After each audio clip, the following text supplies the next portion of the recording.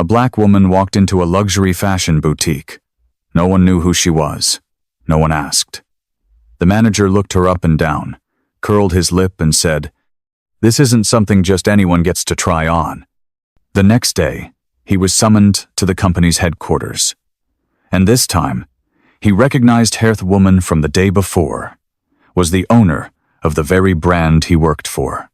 Celeste Monroe is one of the most powerful black businesswomen in America, yet outside of closed-door summits and blurry finance section photos, almost no one recognizes her face. She doesn't crave the spotlight, doesn't need flashing cameras, and certainly doesn't require people to bow to her wealth. She asks for only one thing: dignity. From her customers, from her staff, and from those who represent the brand that bears her name, Monroe. That day, Celeste didn't go to a meeting. She didn't call ahead. She didn't arrive in her Bentley or wear her usual Ralph Lauren dress. She chose simple clothes, wore dark sunglasses, a wide-brimmed hat, and walked into the Fifth Avenue store bearing her name. No one bowed. No champagne was offered. No polite greeting was extended. There was only the scrutinizing gaze of a man, Victor Langston, the manager of the flagship location in New York, and a sentence light as air but heavier than stone. "This isn't something just anyone gets to touch." She smiled. No reaction, no introduction, but neither did she retreat, like so many other guests who'd been turned away, because she hadn't come to shop. She came to see what would happen when a black woman walked into a space she had created, yet no one recognized her. And what happened was worse than she ever imagined. The glass door opened as softly as a breath. A delicate chime sounded, and Celeste stepped inside slowly, deliberately, without seeking attention. The interior was bathed in golden light, with velvet brown wall panels, marble flooring, and a signature blend of ginger, citrus, and leather that belonged to Monroe alone. Soft jazz flowed through hidden speakers, every note carefully chosen to evoke a feeling both luxurious and intimate. Celeste had handpicked every paint sample, every light fixture, every scent diffused through this space. This was one of the flagship stores she had personally overseen, where every employee was trained not just to sell a product, but to deliver an experience not measured by wealth, but by emotion. But today, something felt different. A young employee glanced at her, then turned away. A couple was being offered champagne by the jewelry display. A white man in a turtleneck had barely stepped in before being ushered straight to the limited collection. And the woman who founded the entire brand stood alone. No greeting, no acknowledgement. She walked slowly toward the fall haute couture gowns, her hand gliding over Italian silk fine as mist, the intricate beading chosen personally by the lead designer. She paused in front of a deep plum dress, its back cut exquisitely low, priced at $75,000. It was one of her favorite pieces from the collection, and she still remembered every fitting with the first model who wore it. "That one's not for walk-ins." A man's voice rang out behind her, cold and sharp like a warning. Celeste turned around. Victor Langston stood there, arms crossed, eyes thinly veiled with scrutiny. His suit was sharply tailored, black tie in place, manager's badge pinned neatly to his left lapel. He smiled not warmly, not politely. It was a smile in the most literal sense. "I run this place, and I decide who belongs here." "I'm just browsing," Celeste replied, her voice as soft as a breeze in early spring. "Of course, but this piece is reserved for clients with prior appointments. Same goes for the others in the back. We don't display those openly." "I understand," she smiled. "Just wanted a quick look. I'd be happy to show you to the new arrivals section. More accessible prices, simpler designs, easier to explore." Celeste looked at him for 2 brief seconds. Not angry, not surprised, just observant. "Thank you, but I like this one." Victor tilted his head slightly, eyes narrowing. "I'm just trying to save us both time. Not everyone gets to try on a dress like this." Celeste said nothing. She placed her hand on the waistline of the gown, right where the cut she'd insisted on had been made. She remembered arguing with the designer, wanting it lowered by a single inch so the back would feel open but still refined. She knew every thread, every stitch. And now, she wasn't qualified to look at it for more than 10 seconds. She smiled a subtle, barely, their smile, but one that, if you were paying attention, revealed exactly what it meant. She had seen enough. "Thank you. I think I've seen all I need to." Then she turned. Not hurried, not offended, not once looking back. Victor stayed where he was, shrugged slightly, and returned to his iPad confident he had just protected the brand's image by preventing a woman in flats and a wide-brimmed hat from touching a couture dress.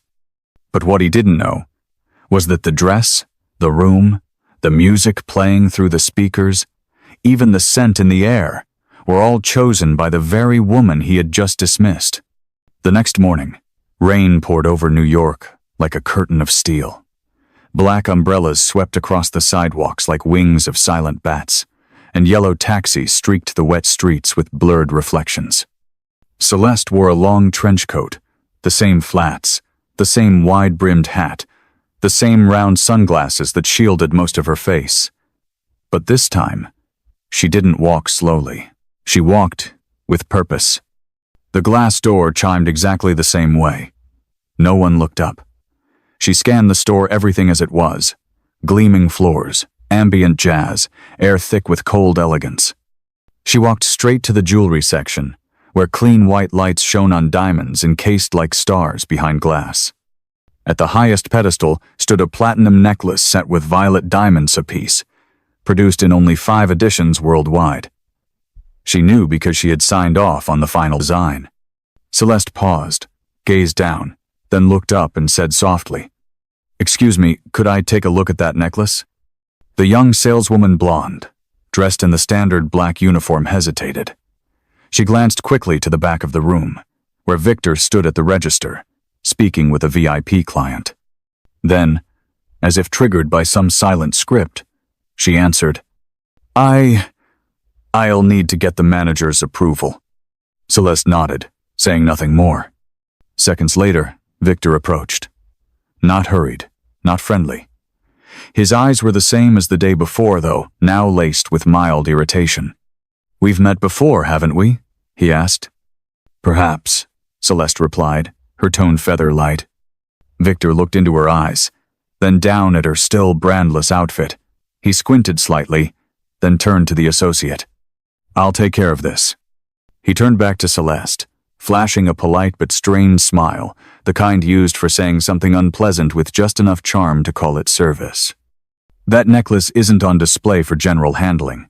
It's a limited piece, and we have to ensure it's only accessed by seriously interested clients." "And how do you know who's serious?" Celeste asked, her tone calm and even. Victor tilted his head slightly. "I've been doing this long enough to tell. I know who's a real buyer, and who's just here for fun." Celeste paused. "And you can tell that? Based on what, exactly?" Victor gave a soft chuckle. "Experience, instinct, and presentation." "Presentation? We're a luxury brand. Our clients know what they want. They don't ask the price. They don't hesitate. And most importantly, they don't need convincing they belong here." This time, Celeste didn't smile. She stared at him long and steady, as if seeing through the finely cut suit, through the years of being praised for high sales performance, through the polished title of top regional store manager. And then she said, almost in a whisper, "Do you think you've just turned away a serious client?" Victor shrugged. "I trust my instincts. And if your instincts are wrong, they haven't failed me yet." Celeste gave a small nod. She stepped back, adjusted her collar. "Thank you. I think I've had enough experience for today." She turned. No one stopped her. No one said goodbye. Except for one person, Lena, the petite brunette assistant standing near the mezzanine stairs. She didn't speak, but her gaze was the only warm thing in the room. As Celeste passed, Lena dipped her head, not in deference to someone above her, but in quiet acknowledgement. A witness to something wrong, knowing she couldn't change it yet. Celeste stepped out into the soft drizzle of the city, past the yellow cabs, past the blinking lights of billboards. By now, she needed no further confirmation. That wasn't an isolated moment. It was a mechanism, a system, a culture. And she knew if she didn't change it, then everything that carried the Monroe name would be nothing more than a beautiful shell, hiding a rotten truth. The next day, Victor Langston walked into the Monroe headquarters with confident strides. He wore a freshly tailored charcoal suit, a polished Swiss watch on his wrist, and hair slicked back with gauze if heading into an award ceremony, not a meeting. The front desk receptionist smiled and led him to the conference room on the 28th floor, the room known for being reserved exclusively for top-level strategy sessions. He was slightly surprised, but took it as a good sign. Perhaps this was about market expansion, or restructuring, or who knows, a promotion to regional director. The door opened. Victor stepped inside. The room was spacious, paneled in walnut, a long conference table at the center, with recessed lights casting a soft glow. The floor-to-ceiling windows looked out over Central Park. At the head of the table, someone was already seated. A woman in a black tailored suit, ivory high-neck blouse, hair neatly pinned back. No jewelry, no heavy makeup. Her eyes were fixed on the skyline, where the winter morning sun reflected off the glass towers. The woman turned. Victor froze. She removed her sunglasses, placed them on the table, lifted her gaze to meet his eyes. No introduction needed, no nameplate, no fanfare. She was Celeste Monroe. Victor couldn't breathe for 2 seconds. Then he stammered, I didn't realize you." Celeste cut him off with a subtle gesture. Not harsh, but final. "Sit down." Her voice wasn't loud. It wasn't cold, but it dropped the temperature of the room by several degrees. Victor sat stiffly. His hands went to the table, then back to his lap, then back again. His face paled. Sweat beaded lightly at his temple. Still, he forced a smile. It's truly an honor to meet you today. I had no idea." Celeste tilted her head slightly, her words slow and deliberate. "Exactly, you had no idea. If I had known, I would have treated me differently?" She cut in again. Victor fell silent. Celeste opened the slim folder on the table. Inside were security camera stills, a transcript of the recorded conversation at the counter, and an internal complaint Lena had submitted 3 weeks prior. Own Victor had handled internally by telling her she was being too sensitive. She didn't look at the folder. She looked straight at him. "I don't need you to offer decent service because I'm Celeste Monroe. I need you to offer decent service because you represent the name Monroe. And because anyone who walks into that store, whether they wear a suit or a t-shirt, deserves to be treated with respect." Victor opened his mouth, then closed it again. Celeste continued, her voice now lower, firmer like a blade slicing clean through silk. "I don't care how many sales you've made. I care how many people have walked out of that store, feeling humiliated." Victor lowered his head, then looked back up. "I'm sorry. I didn't know you were someone?" Celeste gave a faint, knowing smile. "Exactly. That's the problem." She stood, walked slowly around the table. "I can forgive that you didn't recognize me. What I can't forgive is that you believed someone like me, or anyone who looks like me, didn't deserve to be treated like a person." Victor exhaled, trying to compose himself. "I'll change. I'm willing to retrain, relearn, if you'll just give me a chance." Celeste stopped behind his chair. Her voice was soft as a breeze, but sharp as steel. "You had a chance. Twice. And you chose to close the door." She returned to the head of the table, sat callous if reading a declaration. "Effective immediately. I'm terminating your position as manager of the Monroe Manhattan store. Legal will be in touch to handle formalities. As of this moment, you no longer represent anything associated with this brand." Victor sat frozen. She called out, "Lena will replace you." "What?" "Your assistant." The only person in that store who looked at me like a human being. Victor rose, staggering slightly.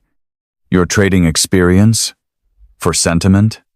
Celeste didn't respond. She just looked at him, and that look said more than any reply ever could. Thank you for coming. A knock at the door. Security entered. Celeste turned away, not sparing him a glance. Victor was escorted out of the room where, in just 10 short minutes, every ounce of power he thought he had turned to dust. One day after that fateful meeting, Lena Rivera received a direct call from the CEO's office. She was standing in the high heels section, adjusting a pair of ash-gray suede boots, when her phone buzzed. The number was unfamiliar, but she answered anyway. A female assistant's voice came through, professional, yet warm. Miss Rivera, Mrs. Monroe would like to see you. This afternoon at headquarters. Lena didn't ask why. She simply nodded, though no one on the other end could see it. The conference room on the 28th floor didn't feel the same that day. The tension from before was gone. No presence of forced authority. Only Celeste Monroe, seated at the head of the table, her gaze still sharp, but no longer cold. And Lanaine, a simple cream dress, her hair tied low, holding a small, worn notebook. You saw what happened at the store, Celeste said, and I saw how you chose to respond. Lena tightened her grip on the notebook, trying to stay composed. I didn't do anything. Sometimes, Celeste replied, choosing not to be complicit is already a lot. She placed a folder in front of Lena. The first page read, Interim Management Contract, Monroe Store, Manhattan. Lena froze. I never thought. But I do, Celeste smiled, and I believe. A quiet, beautiful silence settled over the room for a few seconds. Then, Lena nodded.